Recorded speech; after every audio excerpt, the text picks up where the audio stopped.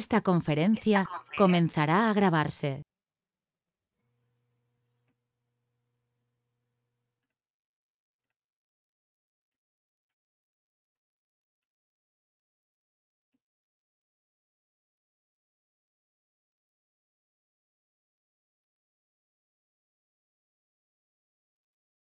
¿Se escucha correctamente el audio?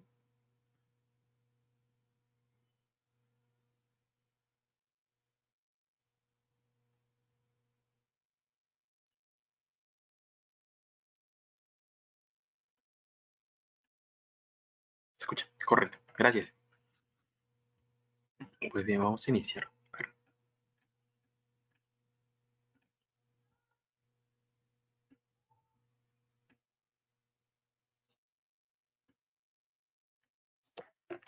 Taller de medidores de energía eléctrica.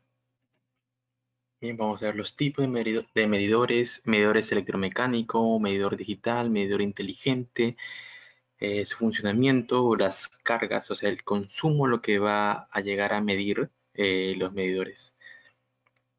Los tipos de cargas, ¿no? Resistiva, inductiva, capacitivas, el cálculo de consumo y último, los armónicos y cómo esto afecta a la red.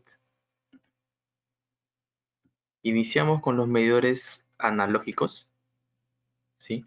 Son los que muestran sus valores de manera, como se apreciar en la imagen, a diferencia de los digitales que tienen su panel digital.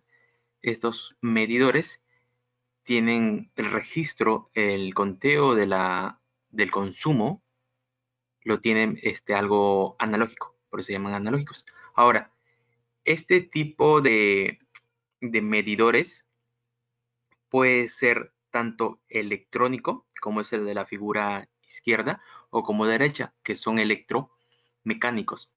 Estos electromecánicos funcionan por bobinas. Internamente tienen dos bobinados y también tienen un sistema de frenado que ralentiza el movimiento del disco. Ese disco giratorio tiene una marca. Cada vez que esa marca da un ciclo, o sea, da una vuelta, en el contador superior, se va a apreciar mi flechita, el puntero, va aumentando la cuenta. Entonces, ese funcionamiento es electromecánico. ¿Por qué se le llama electromecánico? Porque tiene una parte eléctrica, que viene a ser la parte de la bobina y los demás componentes que captan la señal eléctrica y el consumo eléctrico, y la parte mecánica, que es la parte giratoria del disco, el sistema de frenado que presenta y las otras partes, ¿sí? Estos son los primeros, uno de los primeros que salieron. Son antiguos, actualmente todavía se siguen usando porque no hay una ley que modifique o renueva esos medidores. En otros países, por ejemplo en España, si no me equivoco, esos medidores ya están totalmente desfasados. Para el 2018-19 había una ley que los impedía que se lleguen a instalar, y todos los que ya estaban instalados en los diferentes puntos, domicilios, industrias o departamentos, tienen que ser retirados y puestos unos medidores inteligentes. Después vamos a ver esos medidores inteligentes. ¿Sí? A ver, vamos a ver sus partes. En la parte inferior se encuentran los bornes de conexión. ¿Sí? Acá se llega a apreciar que en ambos medidores presenta 4 bornes. Si presenta 4 bornes, 2 bornes van a ser de entrada y 2 bornes van a ser de salida. Ahora, si el medidor presentase 6 bornes o unos cuantos más, vendría a ser un medidor trifásico. Esta es una característica típica, la cual nos permite identificar a los medidores de monofásico en comparación con los trifásicos, ¿sí? Otro valor que nos indica es el número de serie del medidor. Este es un dato importante, ya que cada medidor cuenta con su propio número de serie.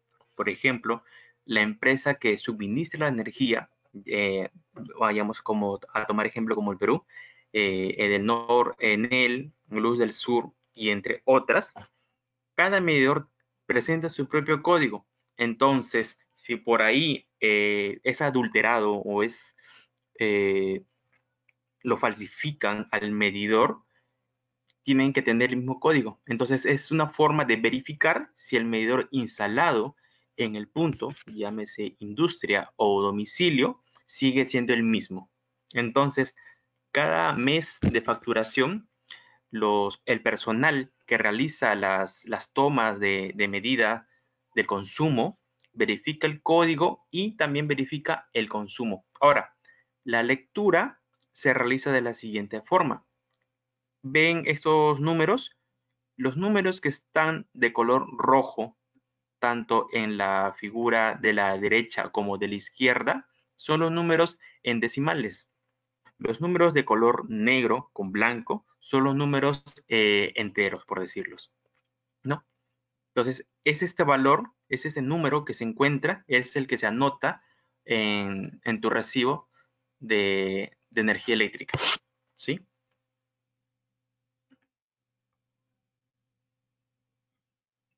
Como le comentaba, vamos a iniciar primero con el medidor electromecánico.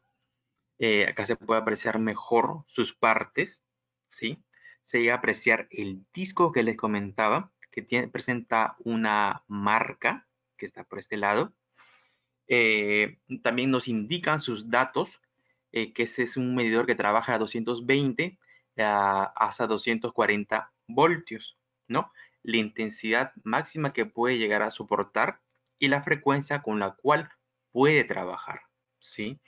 Si, por ejemplo, se tiene un medidor de otro país que trabaja con una red de 110, como puede ser México o Venezuela, eh, si se instala acá en el Perú, que se trabaja con una red de 220 voltios en monofásico, habría problemas, ¿sí? Entonces, antes de llegar a instalarlo, se tiene que ver esos datos muy importantes. Otro punto también a detallar es la potencia y la frecuencia. Por ejemplo, para saber la potencia es una operación entre la tensión y la corriente que me va a demandar, ¿sí? Si lo que vamos a instalar, la residencia o la industria, requiere de mayor potencia, habría que hacer los cálculos previamente para que estos dispositivos medidores no sean afectados cuando se llegue a instalar. También otro punto, como les comentaba, es la frecuencia. En América del Norte, Estados Unidos y Sudamérica, se llega a trabajar con 60 Hz. En otros países se trabaja con 50 Hz. 50 Hz es la frecuencia con la cual la onda senoidal se repite durante un segundo. Es un dato importante que también se debe tener en cuenta. Como les comentaba, vamos a explicar un poco de su funcionamiento, ¿sí? ¿Qué presenta? Presenta al ingreso, presenta la bornera de conexión, teniendo dos bornes de entrada y dos bornes de salida. En los bornes de entrada se llega a conectar la red de alimentación, si tiene una línea y un neutro, ¿sí? Como indica acá. Por ejemplo, por lo general se suele denominar los bornes de izquierda a derecha, teniendo donde está mi cursor, sería el borne 1, después sigue el borne 2, después sigue el borne 3 y por último el borne 4. Entonces, siempre en los medidores, en su, en su tapa o en su hoja, indica su esquema de conexión. Eso hay que verlo, ya que por más que sean similares entre medidores, pueden variar. En este caso, su red de alimentación es de la siguiente forma. Por el borne 1 le ingresa la línea de alimentación. Después, por el borne 3 les ingresa el neutro de alimentación y las salidas del medidor están del borne 2 y el borne 4, ¿sí? Hay que respetar y tener en cuenta la línea y la neutra, de acuerdo al código de colores que maneje en su país. En el caso del Perú, La neutra se suele demarcar con blanco o azul y la línea puede ser negro o rojo. Entonces, funciona de la siguiente manera. Ingresa la alimentación de la red, ¿sí? Presenta un circuito de bobinado, como les mencionaba, presenta unos discos. Esta es la bobina de corriente, la que por un campo magnético, al pasar la corriente, va a generar el movimiento del disco, ¿sí? Ahora, ese disco va a comenzar a girar, pero presenta un sistema de frenado, que son estos piñones, el tornillo sin fin, este sistema, ¿sí? Sistema de frenado. ¿Qué es lo que hace el sistema de frenado? Esto hace, mediante cálculos previamente del fabricante, hace que cada giro que dé genere una carga de consumo. Por ejemplo, cada giro que vaya a dar el disco, o sea, cada vez que la marca dé una vuelta entera, vamos a decir que consuma medio kilowatt, ¿sí? Entonces, esos cálculos que hace el fabricante del medidor se llega a calibrar en conjunto con el sistema de frenado. Entonces, así se tiene un sistema, entre paréntesis o entre comillas, se puede decir más preciso. Después pues, se puede llegar a apreciar que en cuanto a precisión son mejores los medidores digitales.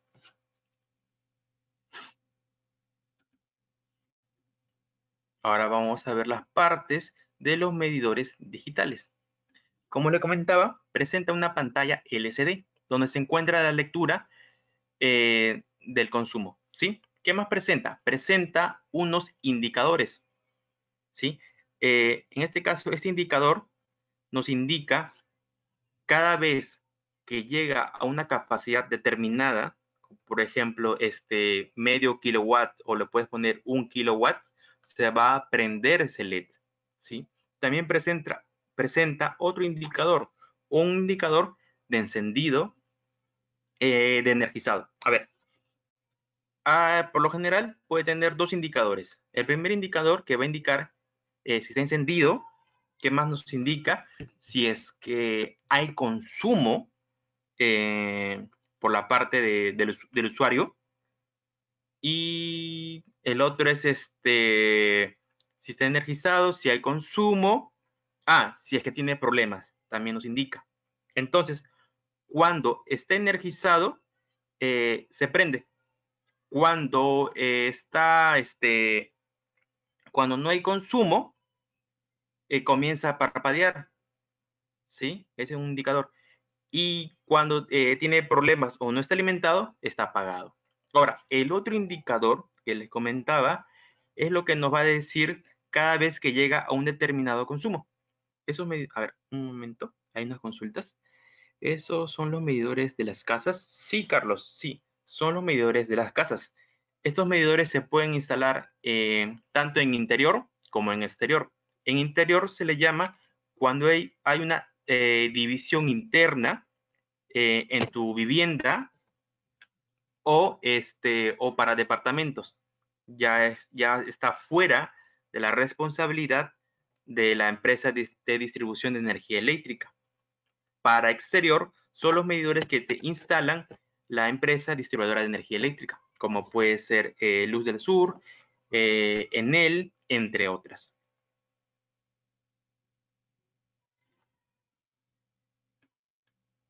También presenta el código de barras, el número de serie. Igual, sus bornes de conexión están en la parte inferior, ¿sí? Como les decía, presenta cada medidor su diagrama de conexión, que está al lado derecho, la figurita, ¿sí? Si se llega a apreciar, tiene como bornes de entrada al borne 1 y al borne 3, y bornes de salida se tiene al borne 2 y al borne 4. Eso siempre tener en cuenta, porque hay otros medidores que presentan sus bornes de alimentación, el borne 1 y el borne 2, y los bornes de salida, el borne 3 y el borne 4.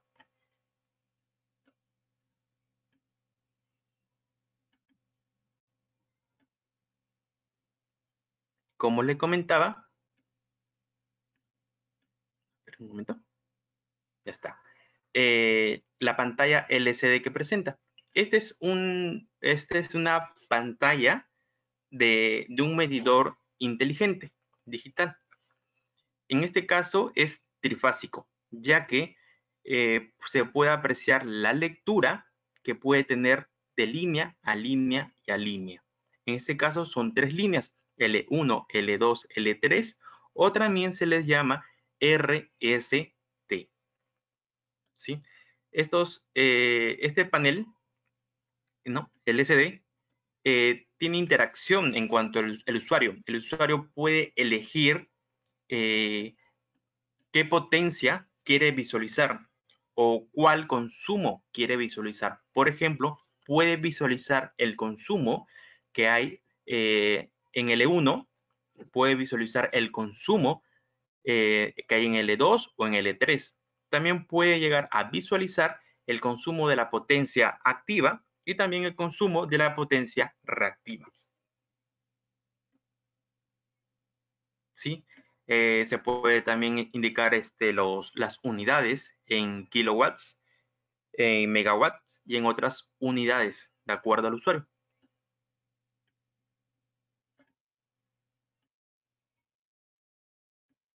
En resumen, acá se tiene una tablita de comparación entre los medidores electromecánicos y los medidores digitales o por estado sólido. ¿Sí? ¿Qué es lo que presenta un medidor electromecánico? Presenta una bobina de potencia y una bobina de corriente, que hace rato les expliqué. Presenta un disco y un imán, y también un sistema de frenado. ¿Sí? Frente al otro lado, el medidor digital, en comparación a la bobina de potencia, ese tiene un sensor de voltaje o sensor de tensión. También presenta, en vez de una bobina de corriente, presenta un sensor de corriente. En vez de un disco e imán, presenta un transductor de potencia ahora. ¿Sí? Ahora, electromecánico, el registro es algo mecánico mediante engranajes. ¿Cuál es la diferencia frente a un medidor digital?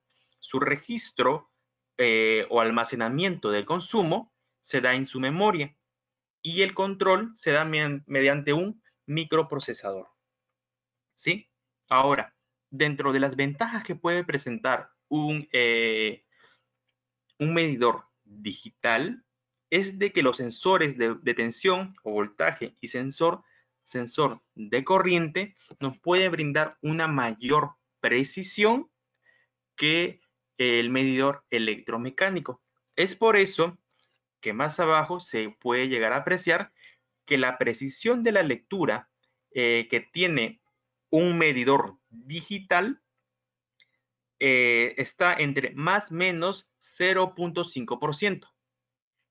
Y la precisión de lectura de un medidor electromecánico está entre más o menos 2%, ¿sí? Generando una ventaja del medidor digital frente al medidor electromecánico, ¿sí? Presentan las manecillas, los números que van girando cada vez que se cumple el ciclo. Y acá presenta una pantalla de cristal líquido, ¿no? Un LCD, ¿sí? ¿Qué más presentan los medidores digitales? Dispositivo de desconexión, de conexión y desconexión, ¿sí? Esta característica lo presentan los medidores inteligentes.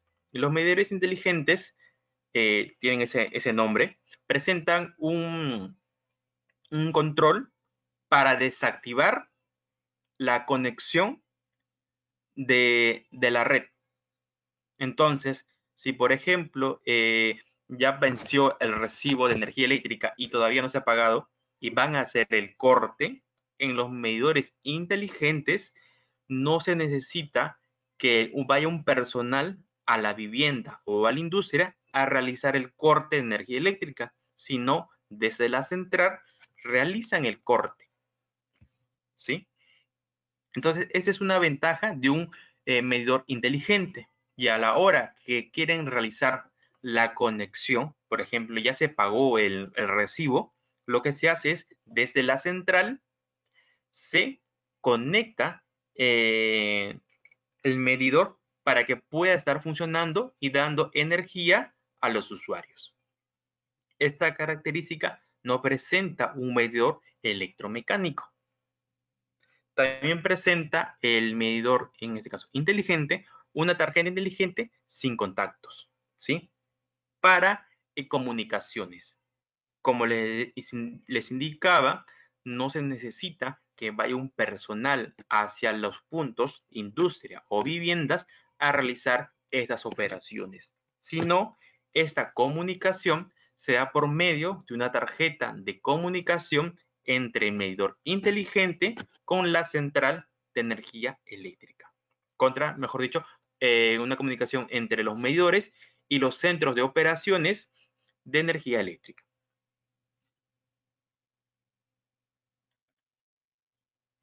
Ahora voy a explicarles un poco sobre los tipos de redes eléctricas para entrar a ver los medidores monofásicos y medidores trifásicos.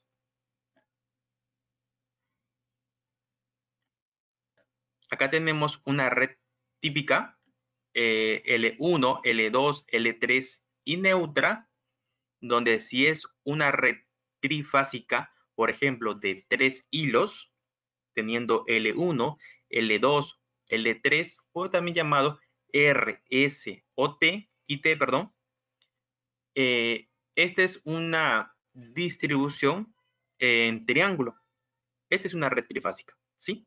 Cuando tiene 3 hilos es triángulo. Y la otra forma es cuando se tiene L1, L2, L3 y neutra, con 4 hilos. Esta es una distribución en estrella. ¿Cuál es la característica principales entre estos dos tipos de redes? Uno es la tensión, ¿sí? Que cuando es una red en triángulo, la tensión trifásica es la misma.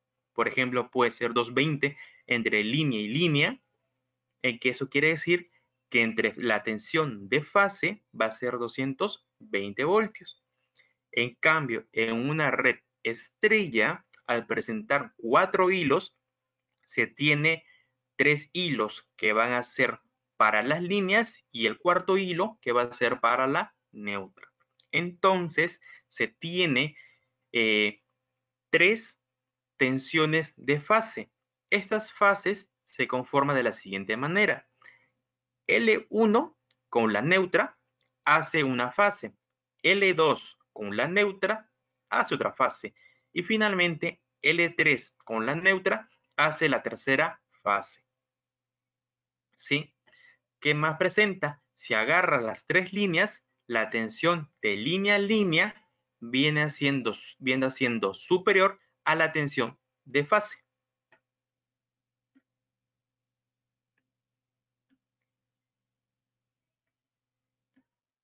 Entonces, teniendo esto en cuenta, ya sabemos una red monofásica y una red trifásica, vamos a entrar a ver a los medidores monofásicos y a los medidores trifásicos.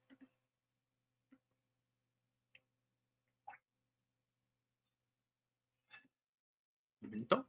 Ok. En los medidores, medidores por fases, ¿no? Como título. La energía monofásica es aquella que tiene una sola fase, como le comentaba, y la energía trifásica es aquella que tiene 3 fases, L1, L2, L3, o también llamado RST, ¿sí? Al lado izquierdo se tiene un medidor monofásico. Como les comentaba, presenta 4 bornes 2 bornes de entrada y 2 bornes de salida. Al lado derecho se tiene un medidor trifásico que presenta 6 bornes. El último borne, a veces tienen un borne para tierra. Es por seguridad, por si ocurre alguna descarga, algún evento, un borne a tierra. Dentro de los medidores monofásicos pueden estar los medidores electrónicos digitales, los medidores electromecánicos. También pueden estar los medidores inteligentes. Ambos, o sea, mejor dicho, los tres, con la principal características de que tienen 2 bornes de entrada y 2 bornes de salida. Y ahora tenemos los medidores trifásicos. En los medidores trifásicos está también el digital, está ese tipo de medidor de tipo Real-DIN. Se le llama Real-DIN porque para sujetarlo se llega a apreciar donde está mi cursor, tiene unas cuñas.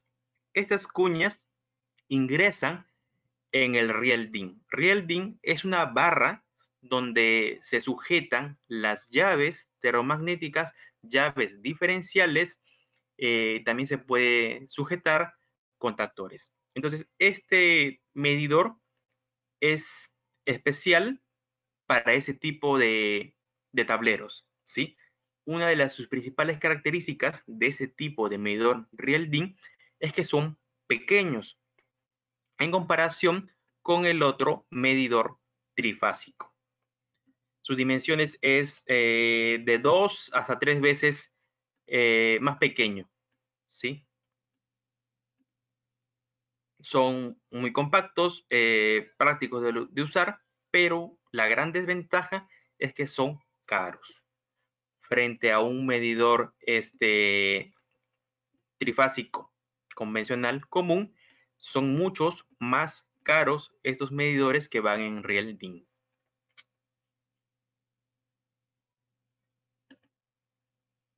¿Sí? Entonces acá un breve resumen de la evolución del medidor, ¿no? Se tiene el medidor tradicional, el medidor electromecánico, el medidor electrónico analógico en la parte de acá, ¿sí? La lectura igual lo realiza, es un híbrido. Después se tiene los medidores digitales, después va evolucionando a medidores inteligentes y los medidores inteligentes continúan evolucionando, cada vez con más funciones, con mejoras. Estos medidores inteligentes, al ser monitoreados por las operadoras de las centrales eléctricas o la distribución de energía eléctrica, todos los datos de consumo es almacenado. O sea, estos medidores inteligentes pueden seguir evolucionando más de acuerdo como avance la tecnología. Son muy interesantes de ver.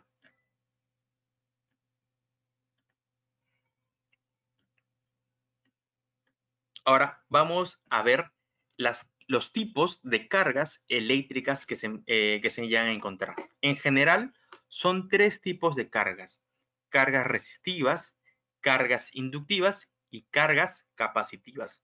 Las cargas resistivas, por ejemplo, tenemos una lámpara incandescente, que es un foco, que cuando se enciende, se calienta.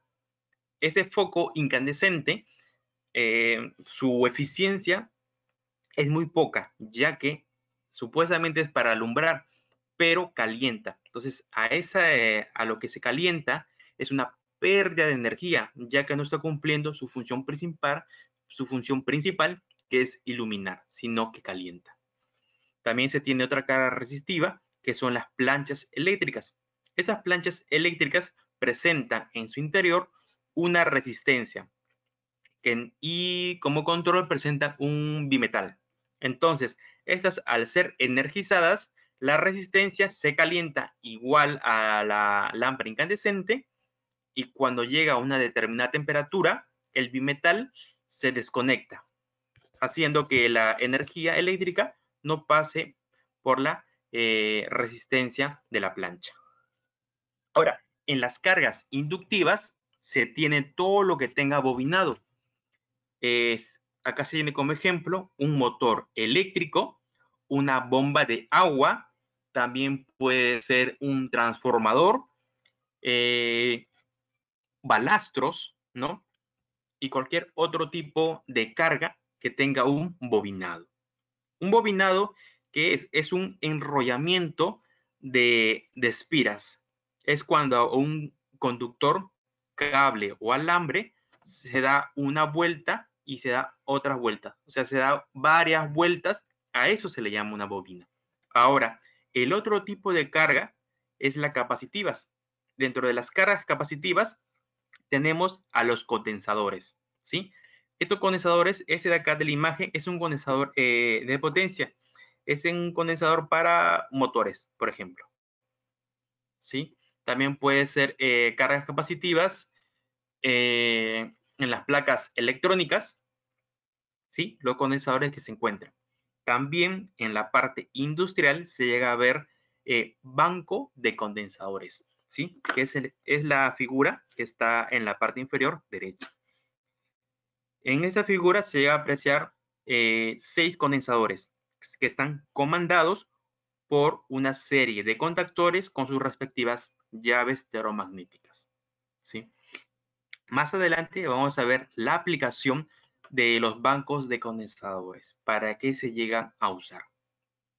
Ahora, dentro de las características principales de las cargas eléctricas, se tiene que la carga eléctrica resistivas, ¿sí? En la figura de la línea roja es la corriente y la línea azul es la tensión.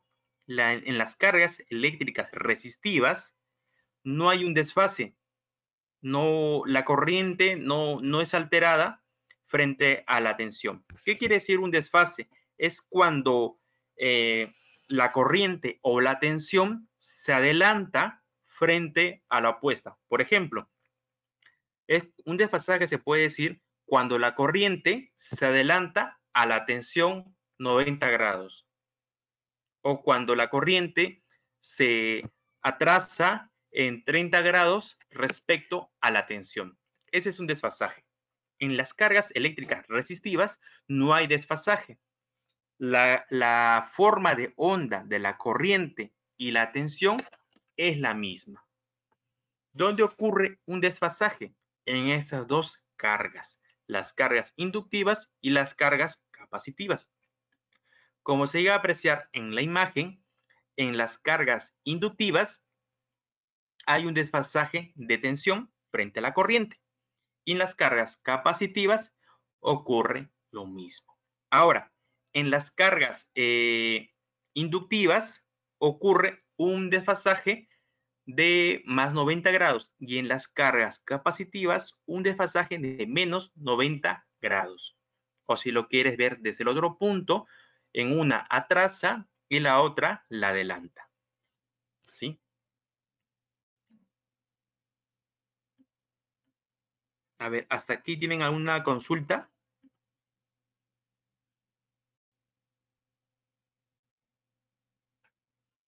A ver, el indicador de inversa.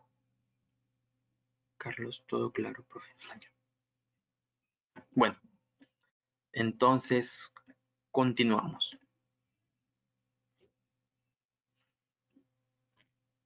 Ya vimos las cargas eléctricas, ahora vamos a ver la impedancia eléctrica, ¿sí? Es muy conocido la resistencia, ¿no? La resistencia que es la capacidad del material de oponerse al paso de la corriente. Ahora se tiene la impedancia. La impedancia es un término más general, es un término que está dentro la resistencia, ¿sí? Y la admitancia. Ahora, la impedancia engloba todo esto, a todas las cargas, ya que si hablamos de resistencia, netamente resistencia, no entrarían las cargas inductivas y las cargas capacitivas. Es por eso que se habla de impedancia. Entonces, una impedancia está compuesta de dos partes. Una parte que es la resistencia y la otra parte que es la resistencia reactiva, ¿sí? Que esta se subdivide en dos partes también, en cargas inductivas o en cargas capacitivas. Ahora, las cargas inductivas, ¿sí? Generan una impedancia reactiva inductiva, una WL que viene a ser igual a una XL, ¿sí? Y las cargas capacitivas generan una impedancia capacitiva, un XC. Ahora, estas, ¿cómo se calcula su valor? De la siguiente forma. Por ejemplo, para hallar el valor de la impedancia inductiva, hay que tener en claro sus partes, ¿sí? Esta L representa la inductancia de nuestra carga inductiva. Esta se mide en henrios, ¿sí? Ahora, este W representa la frecuencia en radianes de nuestra red. Por ejemplo, si trabajamos en el Perú, la frecuencia es de 60 Hz, pero es por radianes. Se multiplicaría por 2 pi, con lo cual nos daría 120 pi. Si pasamos el valor, mejor dicho, el valor de pi, sería igual a 376,99, ¿sí? Radianes entre segundos. Es con esta frecuencia en radianes multiplicada por el valor de la inductancia de nuestra carga, lo que nos genera el XL, la impedancia inductiva. Entonces, este de acá tiene un valor positivo. Ahora, la impedancia capacitiva se halla de la siguiente manera. Es 1 entre la frecuencia en radianes multiplicada por la capacitancia de nuestra carga. Esta se mide en faradios. Por ejemplo, el valor que puede tener un condensador, ¿no? Valores comerciales puede ser 3.3 microfaradios o 10 microfaradios, ¿no? Esos valores. Entonces, la impedancia está compuesta, como le comentaba, de dos partes. Una resistencia pura y una parte de impedancia reactiva. Ahora, la impedancia reactiva tiene acompañada la parte imaginaria. Entonces, la representación de la impedancia eléctrica se da en el campo de los imaginarios. Es un vector, en otras palabras, ¿sí? Para que se llegue a entender mejor. Entonces, acá se llega a apreciar si se tiene una carga inductiva y una carga capacitiva, la resultante va a ser la resta entre la carga inductiva menos la carga capacitiva, ¿sí? Este concepto nos va a ayudar para ver la corrección del factor de potencia.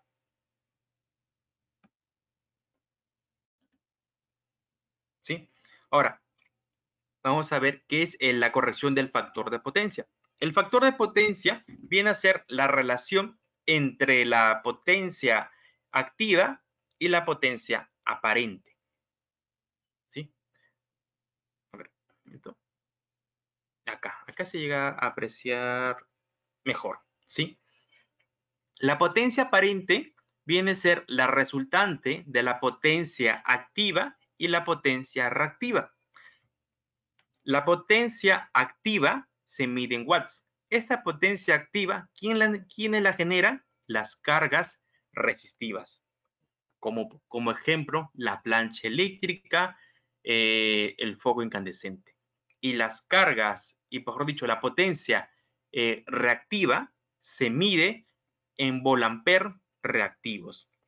Esta potencia reactiva ¿Quiénes lo generan? Las cargas reactivas. ¿Y quiénes son las cargas reactivas? Las cargas inductivas y las cargas capacitivas. Es por eso que acá se separa en dos bloques, ¿no?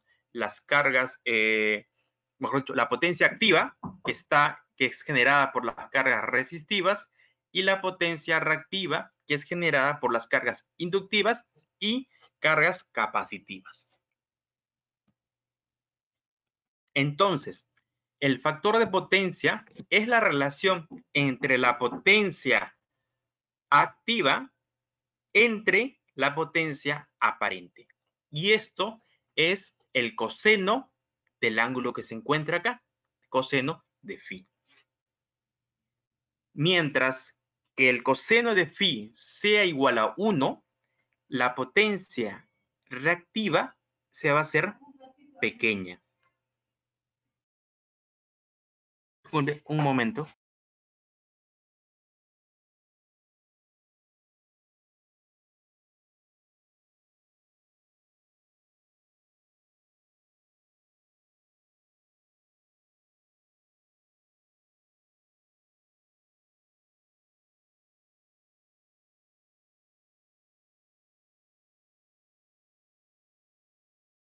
Ya regresé. A ver, como les comentaba, está el factor de potencia.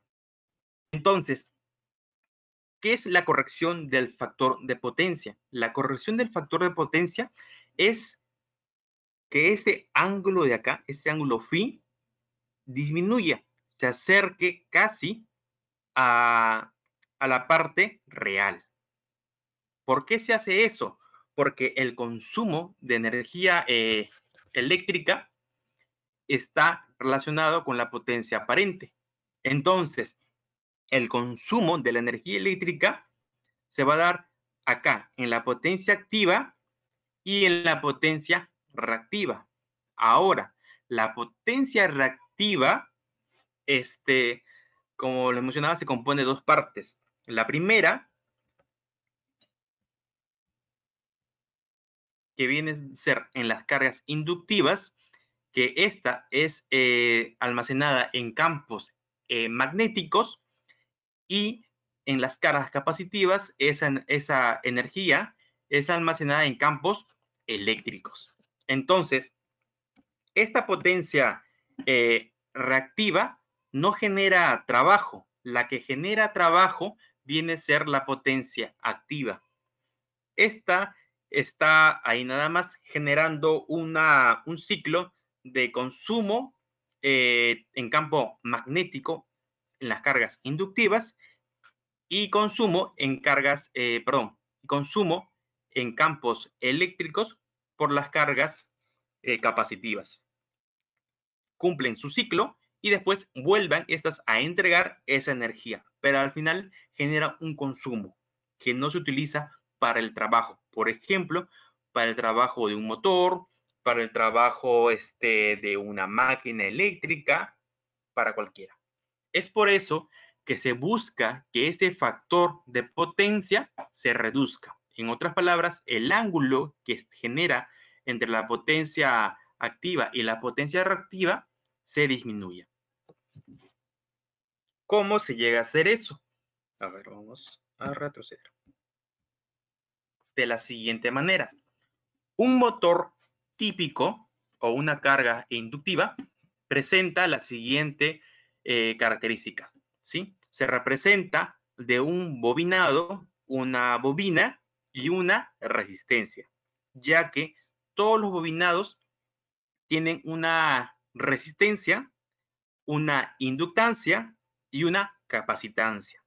Pero ¿por qué no se le agrega acá la capacitancia?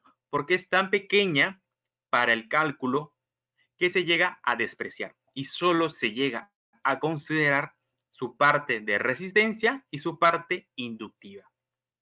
Esto es la representación de un motor típico, ¿sí? Entonces,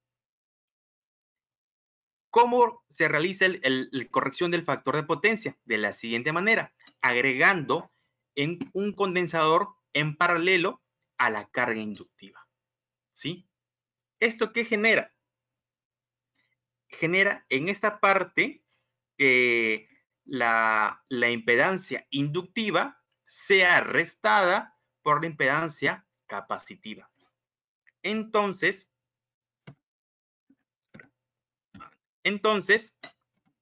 esto hace que de lo que estaba la potencia aparente por acá, o sea, la potencia reactiva estaba bien grande, se reduzca y se acerque más al eje de los reales.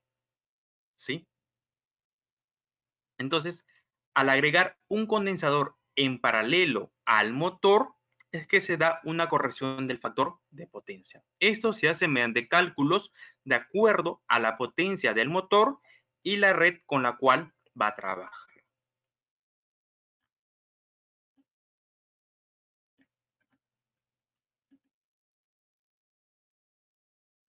En resumen, la energía activa es la energía consumida, la energía que genera trabajo en las máquinas. Y la energía reactiva es la que se utiliza, pero esa energía se transforma en campos eléctricos y en campos magnéticos. ¿Sí? ¿Y qué es el consumo? El consumo es la energía total que se ha utilizado en esa máquina.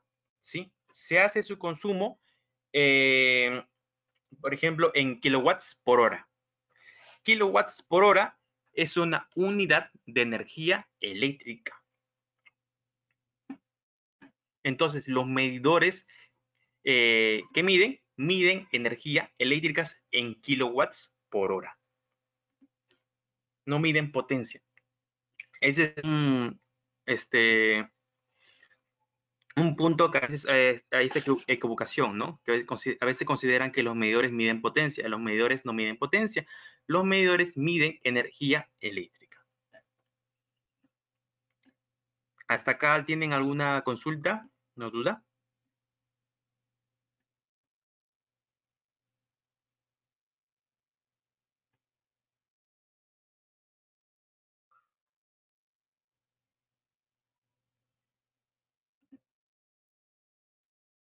Sí, si no hay ninguna, pues continuamos.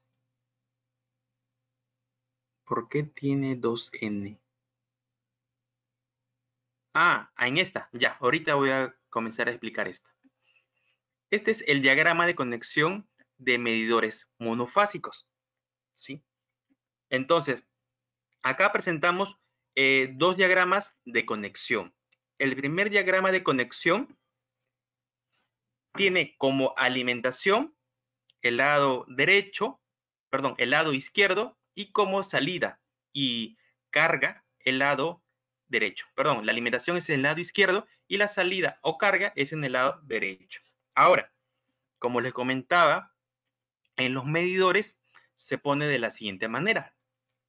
Se da una nomenclatura de izquierda a derecha. Entonces, donde está mi cursor es el borne 1, después sigue el borne 2, después está el borne 3 y por último el borne 4. ¿Sí? En esta conexión, en ese diagrama de conexión, se tiene la alimentación en el borne 1 y en el borne 2. Entonces, la línea nos indica que está ingresando por el borne 1 y la neutra está ingresando por el borne 2. Esta alimentación es lo que se conecta, por ejemplo, a la red de postes, al cable tendido por postes que se encuentra en la calle. ¿Sí? Y por el otro lado se tiene las salidas, o sea, los cables que van a ir a la carga. Carga se le llama, como hemos visto, cualquier artefacto, equipo que necesita de una alimentación eléctrica, ¿sí? Entonces, ¿qué se tiene? Se tiene que la salida de la línea que va hacia la carga está en el borne 3 y la salida que va hacia la neutra de la carga está en el borne 4.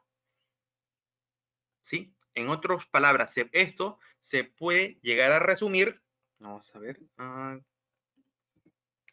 poner acá. ¿Sí? A ver si llega a apreciar. Lo pongo por acá. Ya está.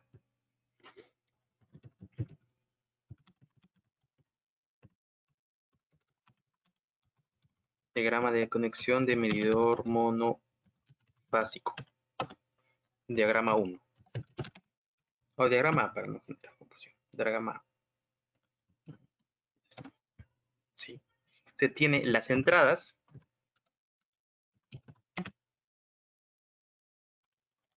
Serían borne 1.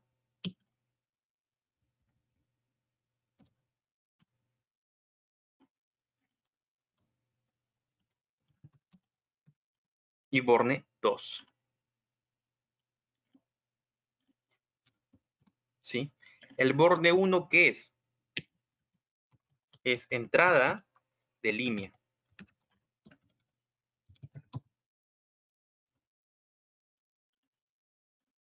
Y el borne 2 es entrada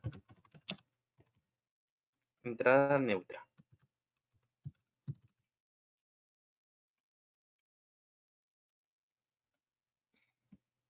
Y las salidas, estas van a la carga. O también pueden encontrar que dice usuario. Estas son entradas, que es alimentación. Pueden encontrar que dice red o acometida también. Vamos a poner red.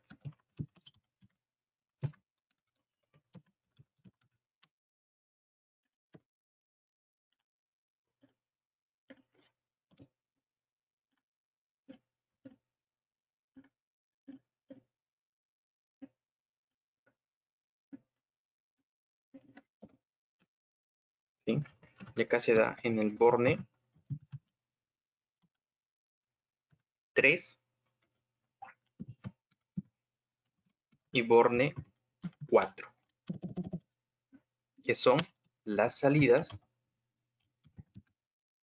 salida línea. Y acá es salida neutra. En otras palabras, acá, para agregar, las entradas son borne 1 y 2.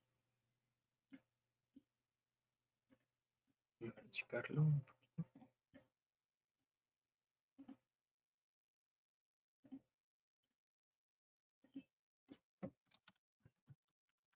Borne 3 y 4.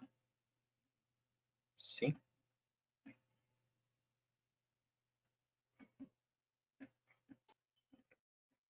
Momento, estoy acomodando. Ya está.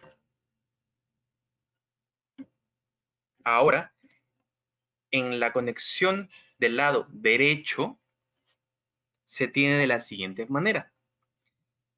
En el borne 1 ingresa la alimentación de la línea. En el borne 2 es la salida de la línea, la que se va a la carga. El borne 3 es la alimentación de la neutra. Y el borne 4 es la salida de la neutra. Entonces, esto vamos a poner en nuestro cuadro.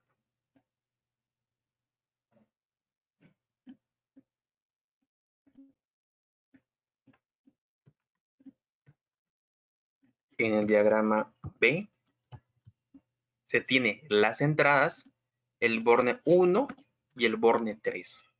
¿Sí? El borne 1 es la entrada de la línea y acá el borne 3 es la entrada de la neutra. Cambia, son diferentes. La salida se da en el borne 2 y borne 4. La salida de la línea se da en el borne 2 y la salida de la neutra se da en el borne 4. ¿Sí? Entonces, por eso, siempre al momento de instalar cualquier medidor, hay que verificar su diagrama de conexión. Y como le comentaba, su diagrama de conexión viene en su placa del medidor o también viene en su tapita. En su tapa también se encuentra su diagrama de conexión. Si es que no se encuentra acá ni se encuentra acá porque es un modelo especial que no tiene, se encuentra en su hoja de instalación. Esa es una hoja que se encuentra en la caja del medidor. Entonces se saca y se verifica cuáles son las entradas y cuáles son las salidas. ¿Sí? Siempre se llega a ver. Porque como acá les comentaba, por más que sea monofásico, ¿no? Y se llega a apreciar que son similares, su diagrama de conexión puede ser diferente. Entonces, hay que tener eso en cuenta. A ver, acá hay una pregunta. Dice, ¿por qué los motores monofásicos llevan un capacitor de arranque y los motores trifásicos no requieren de un capacitor? Ya.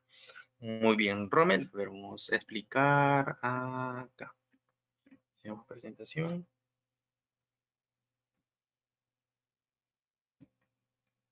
Ya. A ver, un motor trifásico necesita la alimentación de las tres líneas. Vamos a irnos por acá. Por acá. ¿Sí? Vamos a tomar esto de ejemplo, ¿sí? Donde están los tres hilos. Necesitas las tres líneas para funcionar. Entonces, se puede hacer también de que un motor trifásico se le haga funcionar con una red monofásica, como es la de acá. ¿Sí? Entonces, a ver, vamos a, para explicar esta parte, vamos a tomar captura de esto. A ver, un momento.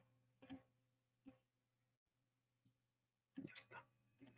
Y lo trabajamos en el Word.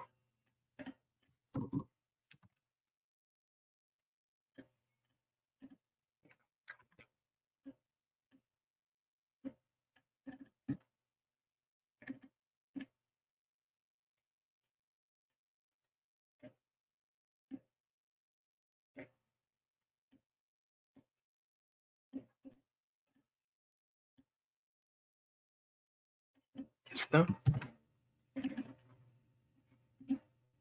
Se tiene una red trifásica y se va a hacer trabajar con una red monofásica, ¿no?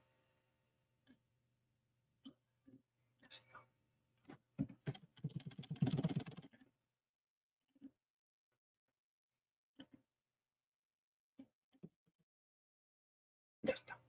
Entonces, un motor trifásico, ¿no? Vamos a ponerle motor.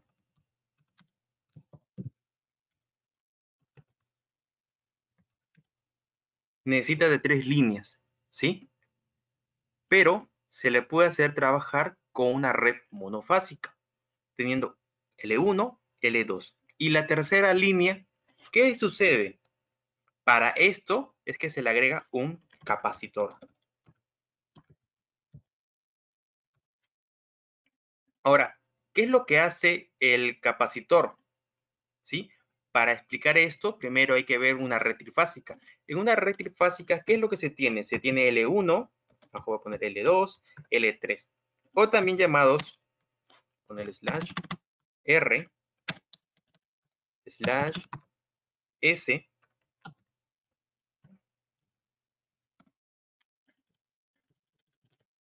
slash T, ¿sí? Entonces, entre línea y línea hay un desfase de 120 grados cuando es una red trifásica. Entonces, vamos a decir que se tenga 0 grados, ¿sí? Entonces, este sería 120 grados. Este sería la suma, ¿no? 240 grados de desfasaje, ¿sí? Entonces, ahora, ¿qué sucede con la red monofásica? Por ejemplo, tenemos L1 y en la parte de abajo se tiene L2. Y acá, ¿qué va a estar? Una línea por capacitor.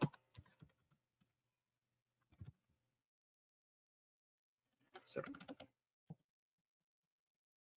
Entonces, este va a tener, por ejemplo, 0 grados. Este va a tener 120 grados. ¿Y qué es lo que hace el capacitor? O sea, el capacitor se le agrega de acá y salen las 3 líneas. Lo que hace es desfasar menos 90 grados. Entonces, si se toma el capacitor que agarre a L1, sería menos 90 grados. Acá ponemos entre paréntesis. Y acá es respecto a L1. Entonces, esta línea, vamos a ponerle, para representar desfasaje así, no genera complicaciones. Sería menos 90 grados. ¿Sí? Entonces, se tendría una pseudo tercera línea. ¿Sí? Pero genera una desventaja, ya que el motor no está en las condiciones para que la cual fue diseñado, que es tener 3 líneas desfasadas 120 grados. ¿Esto qué genera? Genera que el motor no trabaje a su mejor o a su máxima eficiencia. ¿Se puede trabajar con esto? Sí, siempre y cuando la carga de trabajo a la cual va a ser sometida ese motor, por ejemplo, que cargue poleas y que cargue un objeto, no se sobreesfuerce, ¿sí? Si la potencia del motor, supongamos, sea 3000 watts, ¿no? En su mejor eficiencia, al trabajar en una red monofásica por un capacitor, ¿no? Okay, va a disminuir su potencia como a un 75% lo que puede llegar a trabajar, ¿no? En otras palabras, se reduce un 25% de su potencia del motor. ¿Sí? Ahora, a ver, acá hay otra pregunta. Buenas noches. ¿Qué diferencia hay entre medidores industriales con respecto a la vivienda? Ya, la principal diferencia puede ser la potencia con la cual pueden llegar a trabajar, la tensión de trabajo. Si es de vivienda, puede ser 220 voltios. Si es en la parte industrial, pueden trabajar con 380 voltios, tensión de línea a línea, o 440 de tensión, ¿sí? También importante es la potencia. En la parte doméstica, la potencia son bajas, en la parte industrial son potencias altas, ¿sí?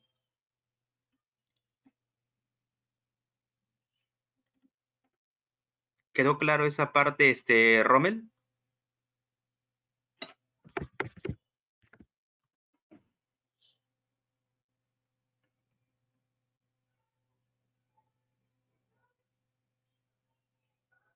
Ah, te refieres al capacitor de arranque, ya. Los motores monofásicos presentan 2 bobinas.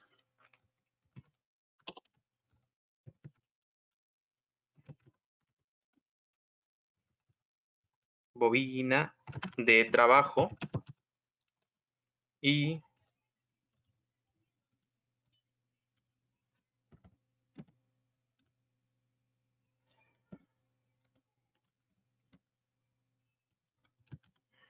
bobina de arranque, ¿sí?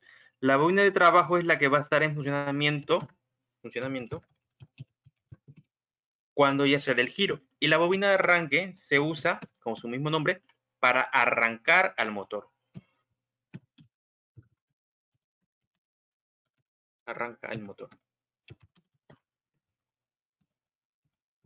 Ahora, dependiendo el sentido de cómo se conecte la bobina de arranque, es que genera el sentido de giro. Sentido de giro del motor. ¿Sí? Si, por ejemplo, tú quieres hacer una inversión de giro en un motor monofásico, teniendo esta configuración, si haces el cambio en la bobina de trabajo, no va a alterar en nada. Lo que tienes que hacer, el cambio de bornes, es en la bobina de arranque. Si cambias la conexión de la bobina de arranque, el sentido de giro se va a invertir. ¿Sí? Pues bien, continuamos entonces con la presentación. Quedamos en la conexión. Ahora, ¿cómo se podría dar la conexión de varios medidores? ¿Sí? Si se tiene una red de alimentación monofásica, teniendo la línea de color rojo medio marrón, la neutra de color azul y la línea tierra de color verde, ¿sí? En este caso, estos tres medidores o cuatro medidores están conectados como el primer esquema, el esquema A, en el cual sus bornes de entrada son los bornes 1 y 2 y los bornes de salida son los bornes 3 y 4. Entonces, estas de acá se conectan, la alimentación y la salida va a la llave termomagnética y de la llave va hacia el circuito que quieres llegar a controlar o a energizar. ¿Sí? Ahora acá les voy a presentar un video de cómo identificar la línea y neutra por medio de un destornillador piloto y por un multímetro. ¿Sí?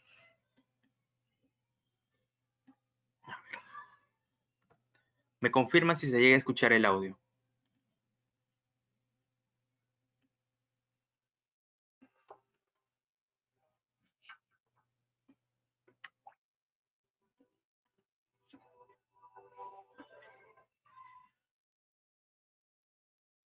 Hola, ¿qué tal? Vamos a realizar la identificación de la línea y neutra de dos formas, por medio del destornillador piloto y por un multímetro.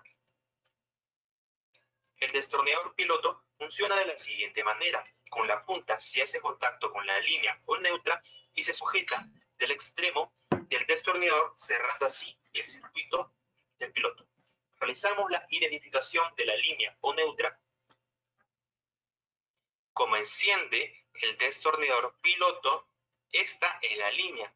Luego se realiza la prueba en el siguiente borne y se verifica que el piloto no enciende. Entonces, esta es la neutra. La segunda forma sería con un multímetro. Primero probamos el estado del multímetro, verificando la continuidad de sus puntas. Ahora, realizamos la identificación de la línea o neutra por medio del multímetro. Luego, se toma una de las puntas con la mano y la otra se hace contacto con el borne. Seguidamente, se llega a verificar que el borne de la derecha es la línea y el borne del lado izquierdo es la neutra, ya que la diferencia de potencial es mayor en el borne derecho que en el borne izquierdo. De esta manera se comprueba que la línea y la neutra se puede identificar tanto con un destornillador piloto como por un multímetro.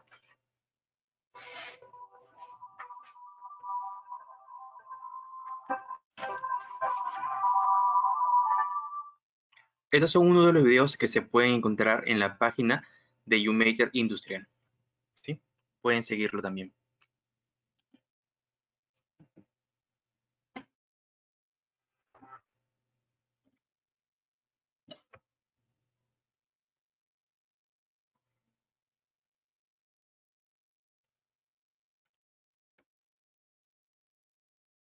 Ahora tenemos otro video que se realizó por UMaker Industrial. La conexión de un medidor monofásico teniendo una red con línea y neutra. ¿Sí? Entonces, que cargue un momento el video. Ya.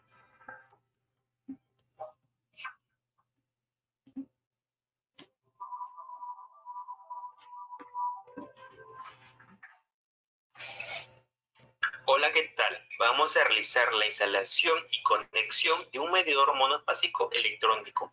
El esquemático se puede apreciar en la siguiente figura. teniendo como fuente de alimentación el lado izquierdo y como salida el lado derecho. Este medidor tiene identificada su línea y neutras.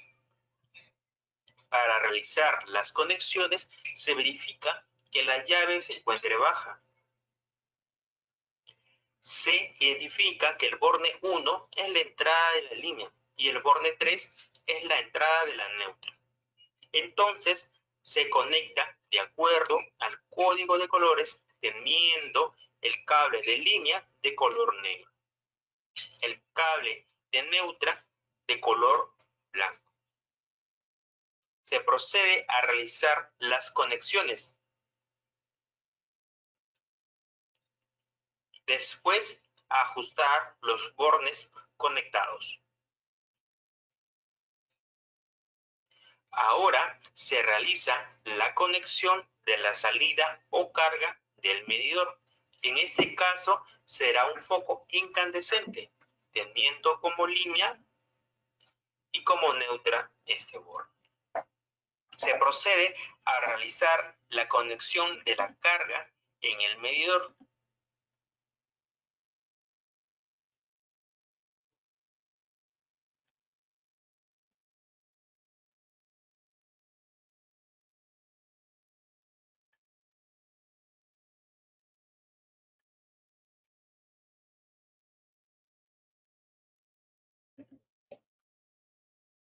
Sí, a ver un momento. Ahí se llega a apreciar que la lámpara es un foco incandescente. Se tiene que tener cuidado con los bordes de conexión del socket, ¿sí? La neutra va conectada a la parte externa del contacto, donde se puede apreciar, y la línea va en la parte del medio, en la parte central del foco. Cosa si por ahí alguna manipulación, algún cambio de foco, choque mi dedo o las herramientas con las cuales estoy trabajando, no me vaya a pasar corriente. Eso es lo que está mostrando. Entonces, una vez que está completa la instalación, ¿sí? Procedo a dar un reajuste o a volver a ajustar todos los tornillos, ¿sí? Esto se da siempre que se realice cualquier conexión, tanto para llaves termomagnéticas, para medidores o cualquier equipo. O sea, primero se conecta, ¿no? Se ajusta todo. Y una vez finalizado, se vuelve a dar un ajuste de todos los contactos, tanto el primer tornillo, como el tornillo de la parte trasera. Siempre se realiza por seguridad, por una buena conexión, ya que si ese paso no se realiza y por ahí haya un contacto que no está bien presionado por los tornillos, puede generar un falso contacto. Un falso contacto es cuando el cable no está haciendo contacto realmente con los bornes de conexión. Entonces, hay una vibración y se puede desconectar, ¿no? ¿Puede funcionar? Sí, pero como está haciendo un falso contacto y a cualquier pequeña vibración se conecta y se vuelve a desconectar, ese punto genera calor, ¿sí? ¿Qué más genera? Genera pérdidas de corriente y es uno de los causales de muchos problemas en las instalaciones eléctricas. Entonces, por eso, siempre a finalizar, todas las cosas que has instalado, vuelves a dar un ajuste a todos los tornillos.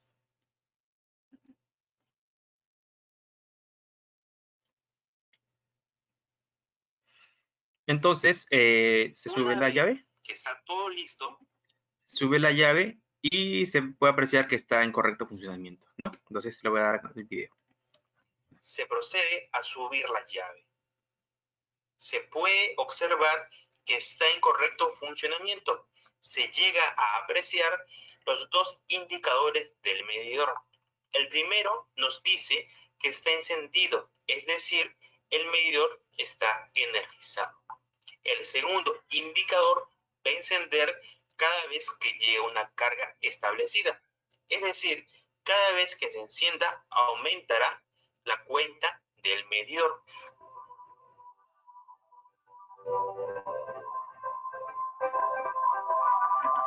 Sí, como les comentaba, igual para mayor videos así, mayor información, pueden visitar la página YouMaker Industrial, donde se va a subir más contenidos, como ese tipo de videos, como infografías, talleres libres y cursos así. Y recordarles también de que próximamente se está abriendo el curso de electricidad residencial industrial en el mes de enero del 2021. Si quieren mayor información, como les vuelvo a repetir, pueden visitar la página YouMaker para ver los costos. Sí, gracias, Carlos.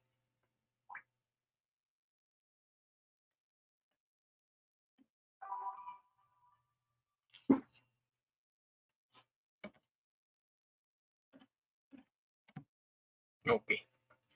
Entonces, acá vamos a continuar. Esta es una instalación de medidores o banco de medidores con una red de línea y neutra comandadas por unas llaves monofásicas, ¿sí? Entonces, se llega a apreciar, esta es la foto del tablero, ¿no? Completo, está peinado. La llave principal es la que está a la de izquierda, en la parte superior. La parte de neutras está con los bornes, ¿sí? Y acá en la imagen del lado derecho se llega a apreciar la conexión, ¿sí? Entonces, de la llave general llega a salir y se conecta a cada medidor, la línea. Y la neutra, que es como punto común, se usa para alimentar a cada neutra de cada medidor, ¿sí? Acá se llega a apreciar la conexión. El cable de color celeste es la entrada de la alimentación del medidor. El cable de color azul es la salida que va hacia la carga. O sea, esta salida está yendo hacia la llave unipolar. Entonces, el esquema de conexión de estos medidores es como indica acá en la figura de la izquierda. Se tiene y en los bornes 1 es la entrada de la línea y el borne 2 es la salida de la línea, la que se va hacia la carga. En este caso se va hacia la llave unipolar y la alimentación de la neutra se da por el borne 3, que es el cable blanco. Y la salida, que es la neutra, que se va hacia la bornera común. ¿Sí? Entonces, así se conecta esta fila de 3 medidores y la fila de abajo de los 3 medidores también se realiza de la misma manera. Entonces, la salida de la línea del medidor, el cable azul, es que lo que se conecta a cada llave unipolar.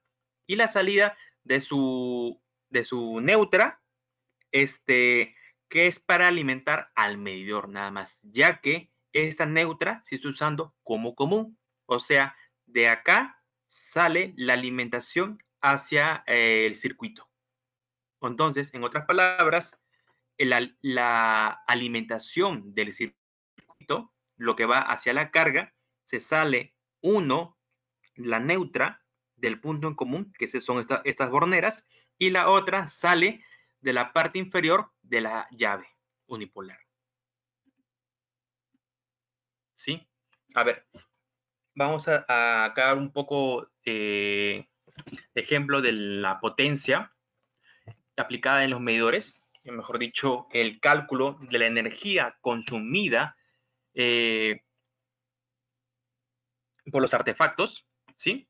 Como primer ejemplo tenemos una computadora que posee una potencia de 150 watts, que está perdida toda una jornada, ¿no? Durante 8 horas diarias, ¿sí?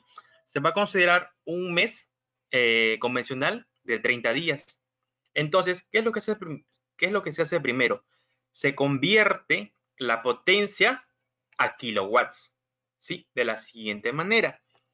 Se tiene 150 watts, se divide entre 1000 y se pasa a kilowatts. Tendría 0.15 kilowatts, no por hora. Luego se calcula la cantidad de horas que va a estar prendida durante el mes. Como va a ser 8 horas al día, se va a multiplicar la cantidad de horas. Va a ser 8 horas por 30 días, nos va a dar un valor de 240 horas al mes.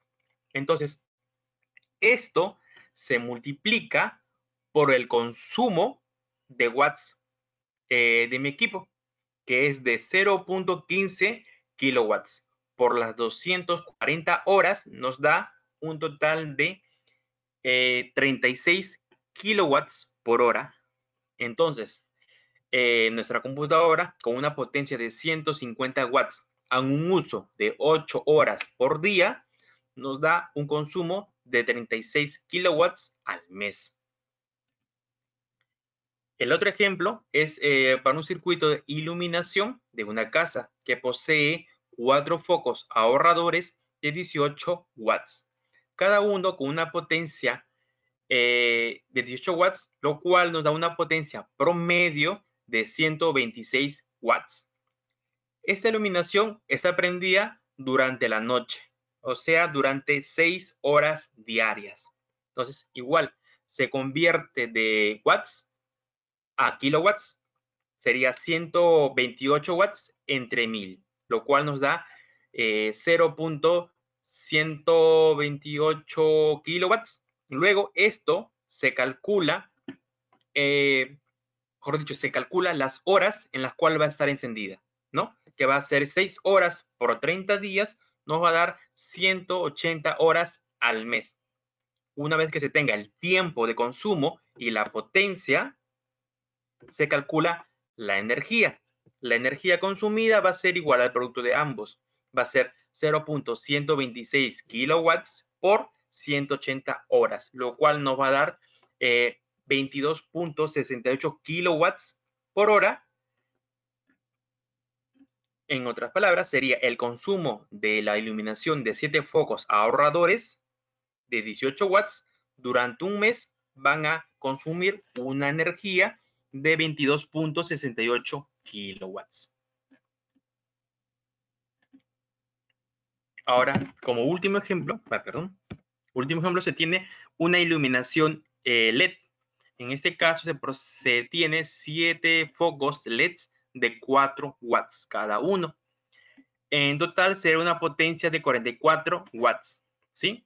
Y igual está prendido durante la noche, que serían 6 horas diarias. Igual, primero hay que convertir la potencia a kilowatts. Entonces se divide 44 watts entre 1000, generando 0.044 kilowatts. Ahora se calcula el tiempo durante el cual van a estar encendidos. Como son 6 horas diarias, sería 6 horas por los 30 días, lo cual nos da 180 horas al mes. ¿Sí? Esto hay que multiplicarlo, la potencia por el tiempo que va a estar en uso. Sería 0.044 kilowatts por 180 horas, lo cual nos da una potencia, mejor dicho, una energía de 7.92 kilowatts por hora.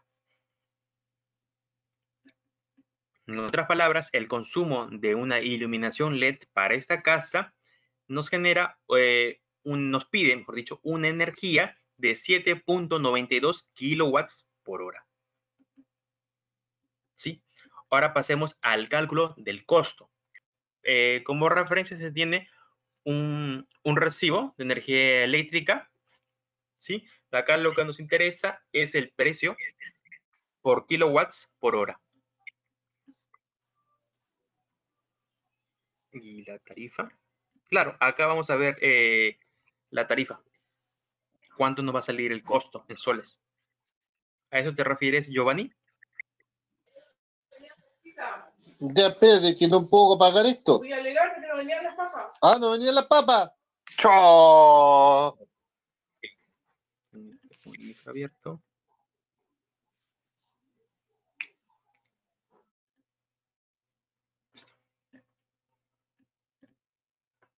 ¿Listo?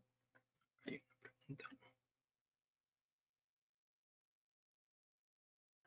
Sí, ya solucioné el problema. Ya, ok. Entonces continuamos. Lo que nos interesa de los artefactos o equipos que tenemos es cuánto va a ser la energía consumida durante un mes, ¿sí?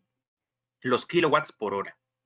Entonces, se tiene el precio unitario de kilowatts en soles. Entonces, en el primer ejemplo vimos el consumo de una computadora. El consumo de una computadora al mes nos generaba, mejor dicho, nos pedía una energía de 36 kilowatts por hora. Eso se va a multiplicar por el precio unitario de kilowatts. Y en ese caso, 0.5916 soles, con lo cual nos va a dar 21.29 soles el consumo de la computadora durante un mes. ¿Sí? Recordar que esta computadora está encendida 8 horas diarias. En el segundo ejemplo, se vio la iluminación por un foco ahorrador de 18 watts. Se tenían 7 focos ahorradores de 18 watts. ¿Sí? La energía que nos pide este circuito de iluminación es de 22.68 kilowatts por hora.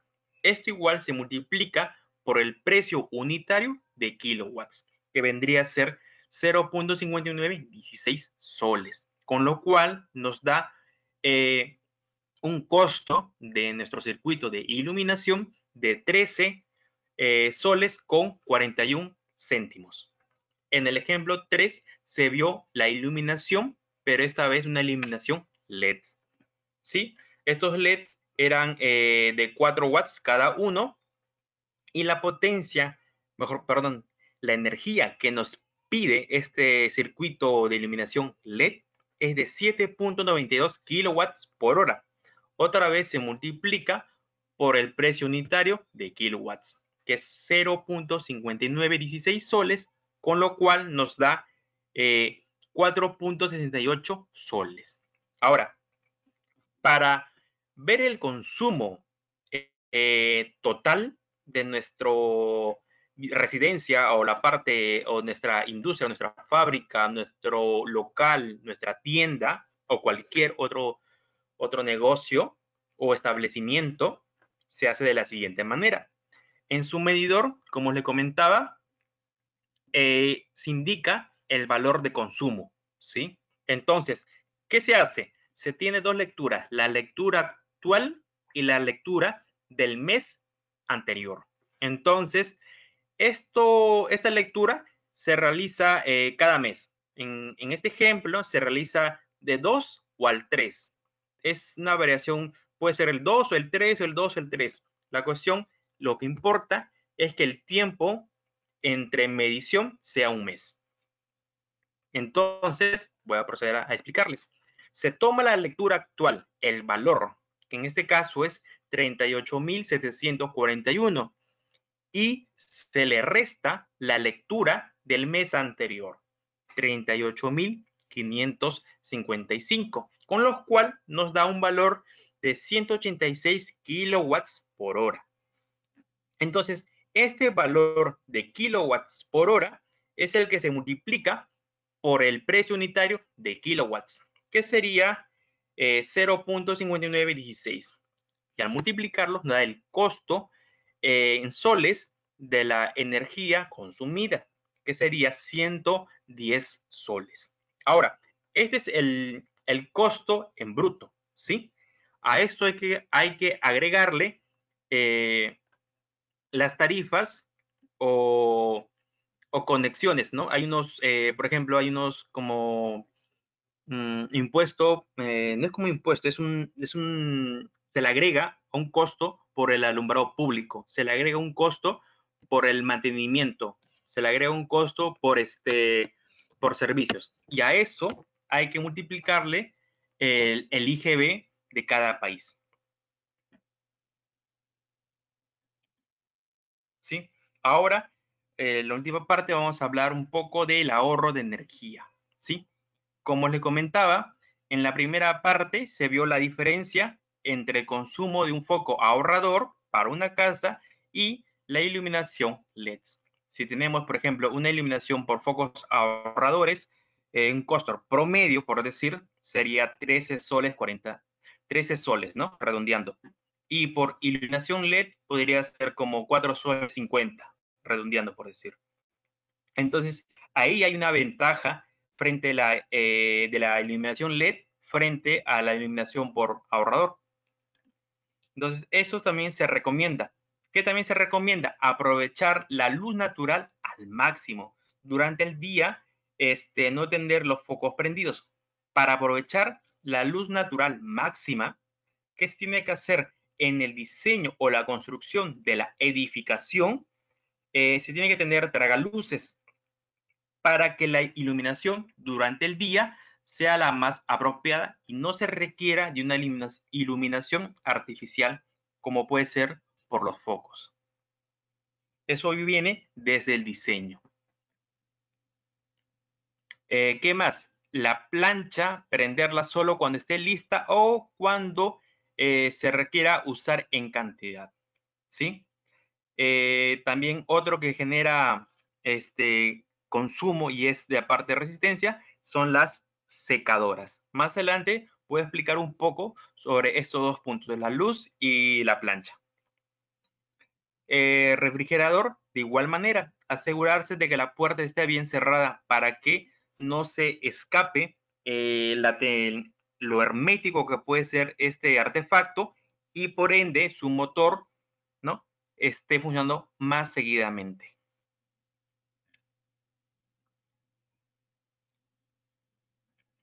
Tratar de abrirlas no tan seguidas.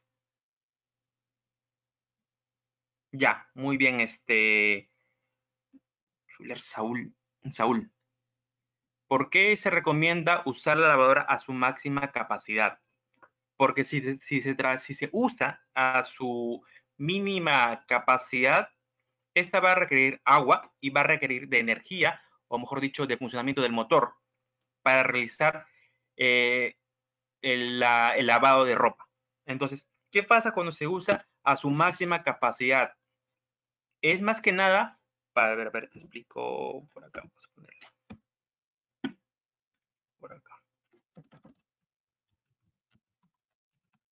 Ya. Se tiene un motor, ¿no? Un motor, estamos hablando de la parte eléctrica nada más, y un motor, listo. ¿Sí? Supongamos que para que laves a una mediana capacidad o una mínima capacidad, demore un lavado completo 29 minutos. ¿Sí?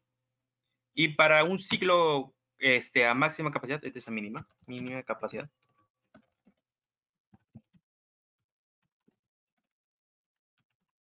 Capacidad de lavado. Y acá hay una máxima capacidad de lavado. Demore 59 minutos, ¿sí? Pero acá lo que interesa es la ropa lavada. Vamos a decir ropa, vamos a ponerle por peso, ¿sí? Ropa acá que laves un kilo. 1 kilogramo. Y acá ropa que laves en su máxima capacidad, por si que sea de 8 kilos, 8 kilogramos. ¿Sí? Entonces, supongamos que tú quieres lavar tu cesta que tiene 8 kilogramos. ¿Sí? Acá tendrías que hacer 8 veces este ciclo de lavado. Sería 8, vamos a ponerle X, por 29 minutos. ¿Sí? Acá lavado de toda ropa, toda la ropa.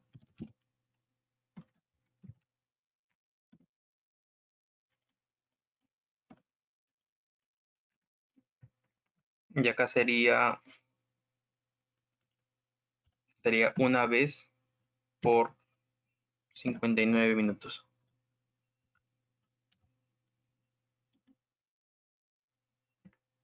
Acá nos va a dar un tiempo de consumo de 59 minutos. Y acá, a ver, nos da un consumo de 223 minutos. Entonces, ya te puedes dar cuenta por qué ahorrar.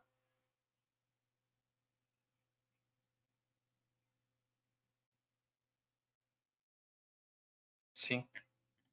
Esta es una de las ventajas de lavar la ropa a su máxima capacidad.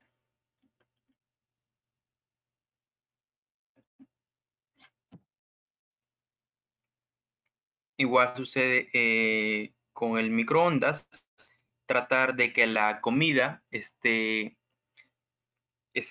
a temperatura ambiente de manera natural, ya que si está más fría, al calentar, el tiempo que va a demorar va a ser mayor a que si la comida está a una temperatura ambiente, ¿sí? Igual de los televisores, de preferencia que sean LED, porque estos consumen menos. Ahora, dentro de los televisores hay opciones en las cuales pueden regular el brillo, el contraste, y hay algunos televisores que tienen su modo económico. En su modo económico, esos televisores pueden reducir su consumo bastante, reduciendo, por ejemplo, a un 25% nada más de su consumo total, lo cual es bastante, ¿sí? En la parte de televisores, también otro punto que entra a tallar es la tecnología con la cual están estos televisores diseñados y creados. Por ejemplo, hay televisores que son, por ejemplo, LED, son económicos, pero la tecnología de fabricación no es la ideal. Será LED, cumple todas esas ventajas, pero en la parte de consumo no ahorra tanto, ¿sí? Hay televisores que son LED, cuestan un poco más caro, pero su fabricación ha sido con una mejor tecnología. Entonces, estos a la larga reducen equilibran el costo, ¿no? Incluso te pueden generar beneficios, ¿sí? ¿Se entendió ese punto? O de nuevo lo repito. Son recomendaciones para que puedan ahorrar en la parte eléctrica, ¿no?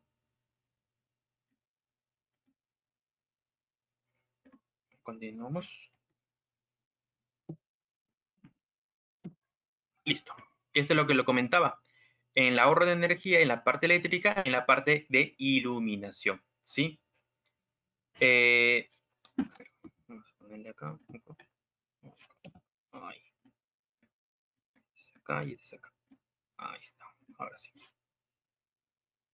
Listo. La iluminación LED, ¿no? En estos dicroicos LED, se calculó que sale al mes un consumo de 4 soles con 70 céntimos, por decir, y una iluminación con foco ahorrador nos sale 13 soles con 41 céntimos, ¿sí?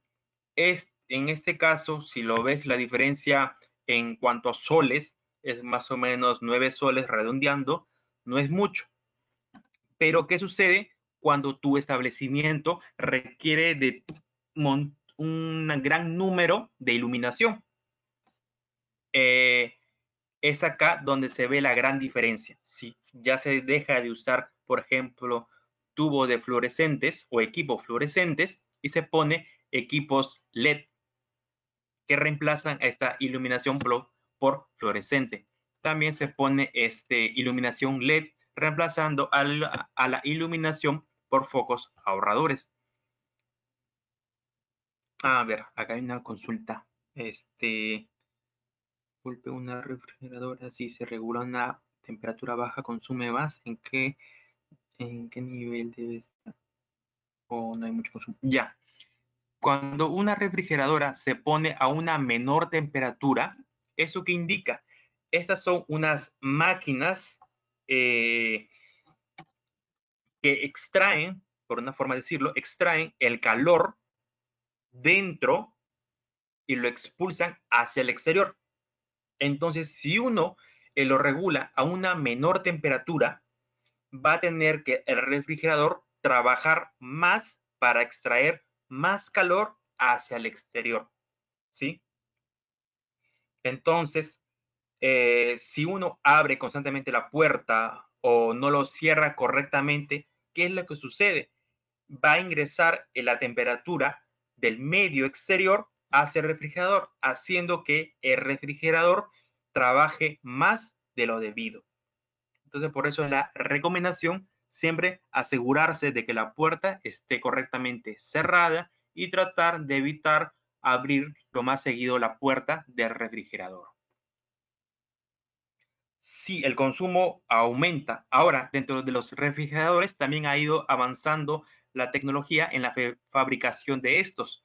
Antes, los motores eran regulados por termostatos y una vez que llegaban a cierta temperatura, se volvían a prender, a encender. Ahora, con el avance de la tecnología, estos motores arrancan periódicamente. Entonces, al bajar los niveles del 1, perdón, a aumentar, ¿no? Porque si aumentan los niveles, enfrían más, bajan la temperatura, estos periodos de encendido aumentan. Si tú acá, Giancarlos, si bajas, si lo regulas a una menor temperatura, va a generar un mayor consumo. Lo correcto, por ejemplo, hay refrigeradoras que escarchan, generan en la parte superior, generan como hielo. Este de acá hay que estar limpiando. ¿Qué sucede cuando no se limpia? Cuando no se limpia, estas generan que como les comentaba, es una máquina que extrae el calor de lo que contenga dentro, de la comida o de lo que uno guarde, lo extrae hacia el exterior. Estas capas de hielo dificultan ese trabajo. Entonces, cuando se genera esta escarcha, aumenta el consumo de tu refrigeradora. Por eso es recomendable siempre darle su mantenimiento debido. O si no, comprarse una refrigeradora que no escarche, ya que la refrigeradora que no escarche no se tiene con ese, no se ve con ese problema. Bien, acá les comentaba también de la plancha eléctrica. La plancha eléctrica tiene una resistencia que está en el interior. Ahora, esta es regulada por un bimetal. Un bimetal, como su mismo nombre lo indica, es la unión de dos metales, ¿sí? ¿Cuál es la característica de que estos dos metales tienen un coeficiente de dilatación térmica de diferente valor? Entonces, al ejercer temperatura en esto, ya que se deforman de diferentes maneras, se produce un arco al aumentar la temperatura. Es gracias a este arco que se da la desconexión del contacto. O sea, se abre el contacto y la resistencia de la plancha ya no recibe más energía eléctrica, ¿sí? Entonces, ¿qué sucede cuando uno va a planchar casi diario y no junta una buena cantidad de ropa para planchar? Es que a cada instante la resistencia va a tener que calentarse. En cambio, si se usa una plancha para dar un planchado de una vez a toda su ropa, la plancha va a llegar a una temperatura indicada, se va a mantener ahí por un tiempo y vas a planchar toda tu ropa. Eso es lo recomendable, porque de la otra forma, acá constantemente la plancha llegaría a su punto, planchas una prenda, no sé, pequeña, se enfría y esa energía desperdiciada al final viene tu recibo de energía eléctrica. Otra recomendación es también usar con cuidado, por ejemplo, las secadoras. Las secadoras, ¿qué es lo que tienen? Tienen una resistencia eléctrica y un ventilador que brinde ese aire caliente. Entonces, esto también hay que tener cuidado, y al igual con las planchas, no estar abusando de su uso, solo cuando sea necesario. A ver, otra pregunta. ¿Qué medidor recomiendo usar para las viviendas? Ya. ¿Qué medidor? Que cumpla las garantías y las características necesarias. Pueden encontrar en diferentes tiendas medidores de buena calidad. ¿Sí? Lo que los recomiendo es que no compren medidores muy baratos, ya que estos medidores muy baratos al final no llegan a tener una correcta medida sobre la energía que está midiendo supuestamente. ¿Sí? Por ejemplo, si compras un medidor barato, como puede ser de una marca mala, que es común, por ejemplo, Stronger, o sea, sí mide, pero la medición no es la correcta, ¿sí? Esto genera problemas. Por ejemplo, puede llegar a un punto en el cual mida demasiado, ¿no? O sea, supuestamente el consumo es de por ejemplo, 500 kilowatts, ¿no? Te sale en tu medidor, pero realmente puede ser 50 kilowatts nada más, ¿no? Hay ese problema. O el otro problema es cuando no llega a medir y la medición que te manda es pequeña. Por ejemplo, su consumo que sea 50 kilowatts, el real, y el medidor te marca que ha consumido 5 kilowatts nada más, ¿no? Entonces, por eso es recomendarse ir a una tienda de garantía, una ferretería de garantía o un establecimiento que le brinde esa garantía al comprar sus equipos. Ya. Por último, vamos a ver los armónicos en la red. ¿Y qué son los armónicos? Para empezar a ello, vamos a explicar, vamos a entrar a las consecuencias de esto y quiénes lo generan, ¿sí? Iniciamos con las cargas lineales. Una carga lineal es, por ejemplo, una carga de una resistencia, como puede ser un foco incandescente, la cual no genera una perturbación en la red eléctrica, ¿sí? Se conecta y no provoca un desfasaje. Ahora tenemos las cargas no lineales. Estas cargas no lineales generan una alteración o una perturbación en la red eléctrica. Por ejemplo, los variadores de velocidades nos brindan muchas ventajas, pero lo negativo es que nos generan armónicos que se introducen a nuestra red. ¿Sí? Ahora vamos a ver cómo esto afecta a la red. Por ejemplo, cuando se tiene una bombilla incandescente, un foco incandescente, es una carga lineal, la red la deja tal cual, no afecta en nada. Pero ¿qué sucede cuando se conecta un tubo fluorescente? Este tubo fluorescente genera esta perturbación, estos picos, ¿sí? Y estos picos generan finalmente esta cadena de armónicos.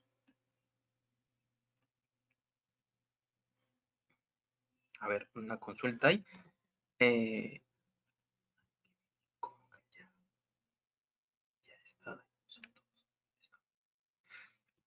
Ya. Si están, por ejemplo, si te venden o te regalan un medidor que está en uso, si es de buena marca, ese no tiene ningún problema. Va a funcionar correctamente.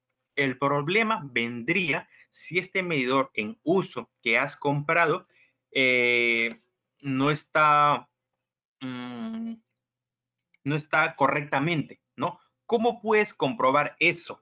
Ya. Eso lo puedes comprobar haciendo una prueba por un mes. O sea, eh, instalas tu medidor, ¿no? Por ejemplo, lo pones en paralelo mejor dicho, en serie a tu llave general, ¿sí? Y este medidor va a contar, o sea, marcas la lectura, ¿no? Vamos a ponerla acá para dar ese ejemplo acá. Medidor usado. Medidor usado. Prueba. Comprobación.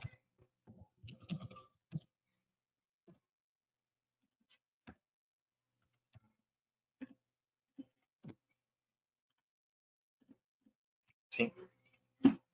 Se tiene acá la llave general.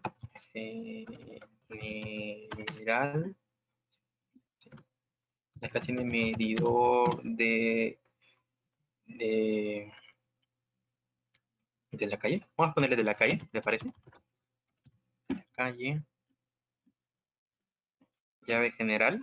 Y acá le vas a poner tu medidor. Medidor usado. Listo. ¿No? Y acá tus llaves de distribución, ¿no? Distribución. ¿Sí? En esta cadena de conexión, primero está la llave del medidor de, perdón, el medidor de la calle, después ingresa a tu llave general, de tu llave general sacas dos cables que van a tu medidor usado y del medidor usado retorna a tus llaves de distribución. Entonces, es la lectura que tenga acá, por ejemplo, en el medidor de la calle que tenga 500, ¿no? Kilowatts por hora. Kilowatts por hora, ¿sí? Este va a ser que sea el mes 1, ¿sí? Y este medidor usado que tenga durante el mes 1, como ya está usado, que tenga, por decir, a ver, 400, vamos a ponerle más, 600 kilowatts por hora, ¿sí?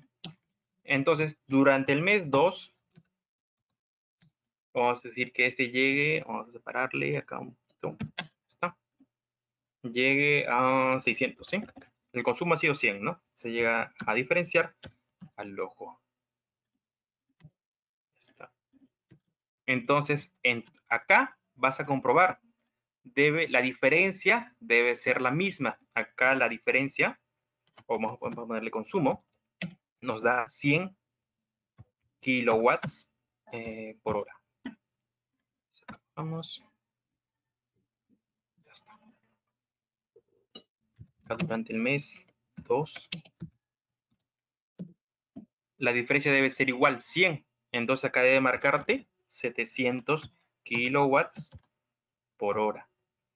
Y el consumo va a ser el mismo.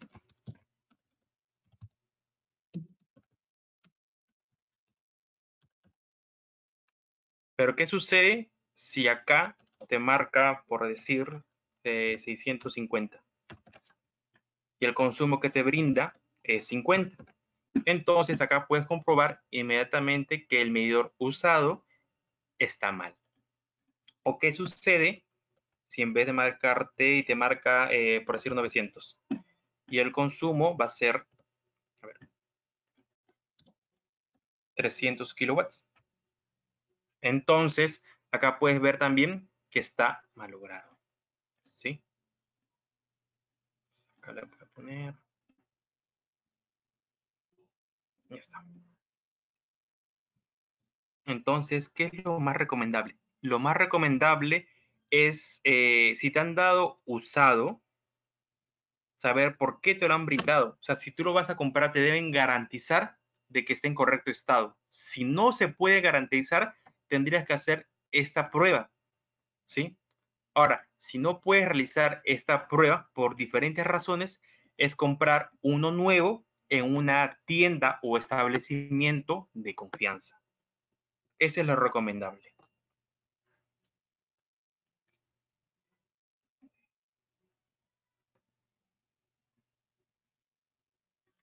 Entonces, sí, se entendió hasta ahí, Saúl, Giancarlo. Me pregunto eso. Sí, se entendió, genial. Ahora, vamos a terminar. Estamos en lo último.